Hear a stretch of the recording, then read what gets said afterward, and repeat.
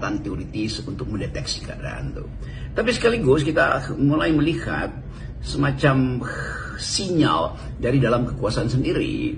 Saya mengikuti keterangan Pak SBY dari Tokyo kemarin yang memberi sinyal kuat bahwa akan ada protes besar, akan tumbuh lagi semacam cekcok politik di publik, akan muncul lagi kegiatan demonstrasi. Tetapi Pak SBY justru memberi semacam cara berpikir positif bahwa memang itu harus terjadi dan akan terjadi terus-menerus, dan percaya bahwa Presiden Prabowo mampu untuk mendengar kritik itu.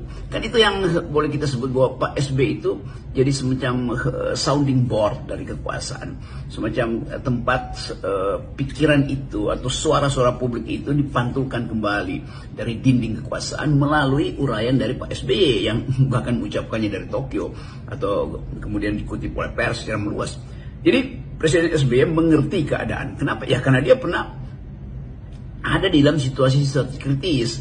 Presiden SBY mengerti psikologi Pak Prabowo karena beliau bersahabat. Jadi saling paham tuh bahwa ada keadaan yang sedang tidak baik-baik aja kalau pakai bahasa yang paling gampang. Jadi kita mulai menduga dengan kekuatan teoritis bahwa Indonesia ada di dalam potensi untuk mengalami tabrakan antara kesulitan ekonomi yang ditunjukkan oleh bahkan pengakuan pemerintah sendiri, yaitu pemasukan yang tidak bisa dikejar lewat pajak, lewat ekspor, lewat macam-macam itu. Sementara ada kebutuhan real pada semester ini untuk bayar cicilan utang, untuk memenuhi kebutuhan yang mungkin sekarang jadi satu triliun sehari untuk membiayai makan siang bergizi dari Presiden Prabowo. Masih harus lagi meneruskan beberapa proyek strategis yang pernah dibuat oleh Presiden sebelumnya, Presiden Jokowi itu. Jadi ada kekacauan, dan itu yang mungkin bisa kita lihat sebagai petunjuk awal bahwa Indonesia atau Presiden Prabowo berupaya untuk keluar dari himpitan oligarki. Tetapi kelihatannya agak susah.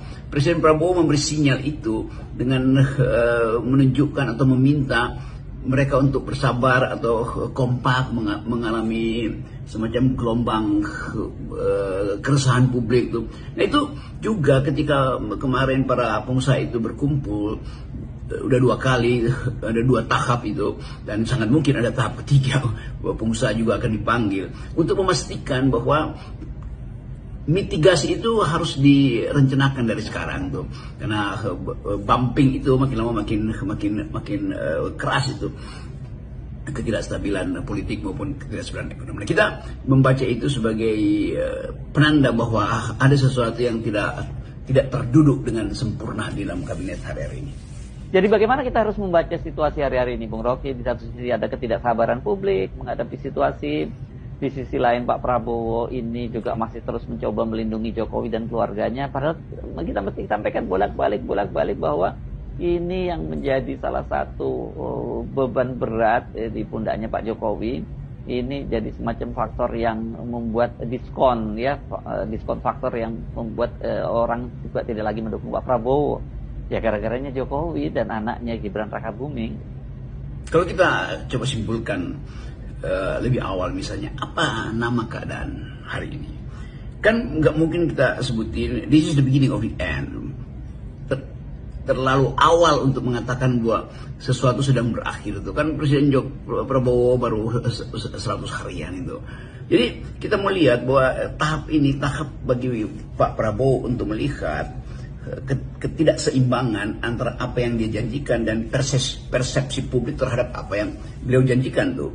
Publik bereaksi lebih cepat tuh, menuntut ada sesuatu yang harus difinalisasi itu, termasuk tuntutan para mahasiswa tentang ambil jarak dari Jokowi, atau bahkan ada yang minta Jokowi diadili, atau wakil presiden Pak Gibran itu dianggap tidak mampu untuk menghasilkan ide yang memungkinkan orang percaya pada masa depan tuh. Memang Pak Wakil Presiden punya kesibukan bolak-balik ke gulung celana ke tempat-tempat banjir, tapi itu kan bukan sesuatu yang konseptual, itu semacam reaksi untuk menghasilkan sensasi di depan kamera kan. Jadi kesibukan Wakil Presiden kita memang tidak terhubung dengan upaya untuk membenahi bangsa ini nih, secara strategis atau berpikir di dalam komposisi apa yang memungkinkan Indonesia ditemukan kembali.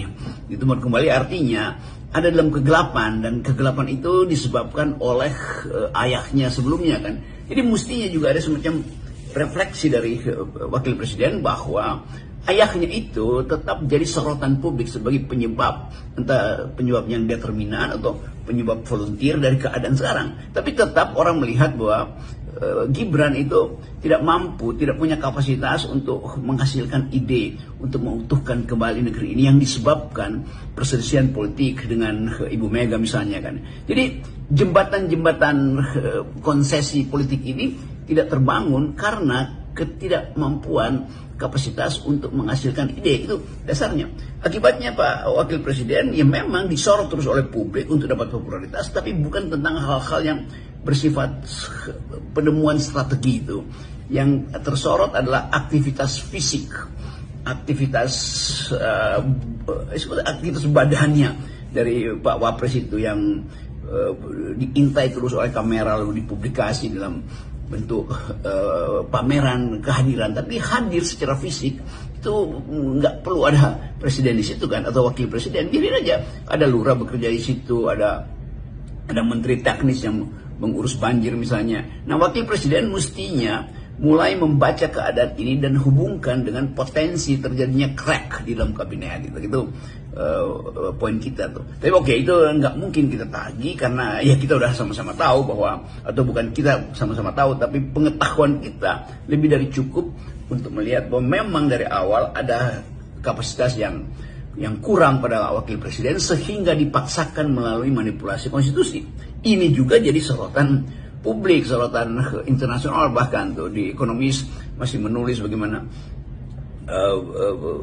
Presiden Jokowi itu memanipulasi hukum demi hal-hal yang keinginan dia untuk diglorifikasi di masa depan tuh. Jadi tetap Indonesia ada dalam sorotan dunia, sementara kita di dalam negeri ada dalam kesulitan ekonomi. Jadi saya kira ini beban yang harus diselesaikan secara konseptual dan strategis oleh Presiden Prabowo. Dan menurut Pak SBY beliau mampu menyelesaikan itu, dan bagus betul kalau Pak SBY memberi sinyal beliau mampu, artinya dorongan untuk mampu itu tetap diberikan oleh SBY. Saya kira begitu cara berpikirnya, walaupun publik merasa bahwa ya ini mungkin semacam dorongan karena memang SBY melihat bahwa Presiden Prabowo tidak mampu mengambil jarak dari Presiden Jokowi.